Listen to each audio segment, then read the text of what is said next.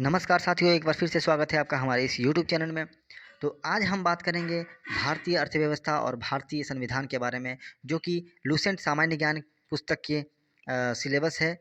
इससे पहले वाले वीडियो में हमने भूगोल के सिलेबस को देखा था, भूगोल में क्या-क्या पढ़ना है उसके टॉपिक को हमने देखा था। और उससे पहले वाले वीडियो में हमने इतिहास के बारे में देखा था, इतिहास में हमें क्या-क्या पढ़ना है उसके सिलेबस को हमने देखा था। तो आज हम देखेंगे भारतीय अर्थव्यवस्था और भारतीय संविधान, ठीक है? इन दोनों के बारे में आज हम देखेंगे।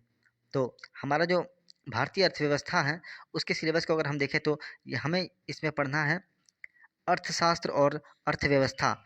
अर्थशास्त्र और अर्थव्यवस्था, उसके बाद हमें पढ़ना है आर्थिक सं समृद्धि एवं आर्थिक विकास, आर्थिक समृद्धि एवं आर्थिक विकास। उसके बाद है राष्ट्रीय आय, राष्ट्रीय आय के बारे में पढ़ना है। फिर है आर्थिक आयोजन, आर्थिक आयोजन भी पढ़ना है। उसके बाद है हमारा नीति आयोग। उसके बाद है छठी आर्थिक गणना 2014, ठीक है? उसके बाद है हमारा गरीबी, जो अ, भारतीय अर्थव्यवस्था में गरीबी भी एक बहुत ही महत्वपूर्ण टॉपिक है, गरीबी को पढ़ना है। उसके बाद है नई आर्थिक नीति के बारे में जानना है, पढ़ना है। फिर भारतीय वित्तीय व्यवस्था, उसके बारे में पढ़ना है। फिर है हमारा कृषि, फिर है उद्योग, विदेशी विदेशी व्यापार, ठीक है? विदेशी व्यापार के बारे में पढ़ना है। उसके बाद हमारा है भुगतान संतुलन, ठीक है? उसके बाद अर्थशास्त्र में हमें पढ़ना है परिक्षोपयोगी तथ्य। उसके बाद है हमारा महत्वपूर्ण आर्थिक शब्दावली, विविध तथ्य, केंद्रीय केंद्रीय बजट 2021-22 के कुछ प्रमुख बिंदु, ठीक है?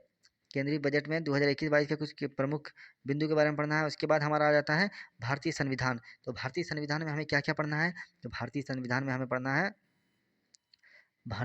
में हमें सबसे पहले पढ़ना है भारतीय संविधान के विकास का संक्षिप्त इतिहास, ठीक है? उसके बाद हमें पढ़ना है भारतीय संविधान सभा, भारतीय संविधान की उद्देशिका अथवा प्रस्तावना, ठीक है? उसके बाद हमारा है भारतीय संविधान के विदेशी स्रोत क्या हैं, यानी कि भारतीय संविधान के विदेशी स्रोत के बारे में पढ़ना है। फिर है भारतीय संविधान की अनुसूची। उसके बाद है रियासतों का भारत में विलय, देशी रियासतों का भारत में विलय, इसको पढ़ना है। फिर है हमारा संघ और उसका राज्य क्षेत्र, संघ और उसका राज्य क्षेत्र। फिर है उसके बाद हमारा आ जाता है राज्यों का पुनर्गठन। फिर है भारतीय नागरिकता, मौलिक अधिकार, राज्य के नीति निर्देशक सिद्धांत, मौलिक कर्तव्य के बारे में भी पढ़ना है। उसके बाद है हमारा संघीय कार्यपालिका, संघीय संसद, भारत का महान न्यायवादी। उसके बाद है हमारा भारत का नियंत्रक एवं महालेखा परीक्षक, ठीक है? उसके बाद है हमारा भारत का संचित संचित संचित निधि। उसके बाद हमारा आ जाता है